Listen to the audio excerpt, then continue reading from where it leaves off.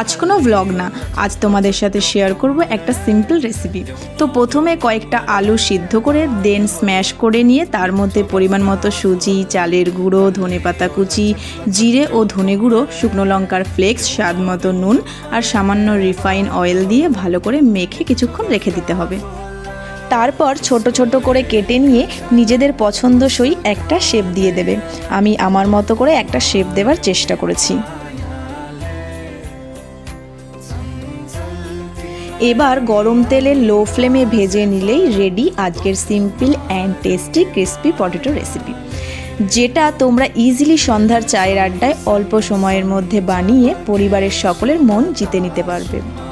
তোমরা বাড়িতে একবার ট্রাই করো, ভালো লাগলে কমেন্ট করে জানিও, আর খারাপ লাগলে সেটাও কমেন্ট করে জানিও। আজ তাহলে আসি, দেখা হবে অন্য কোনো নতুন ভিডিওর সাথে। টাটা।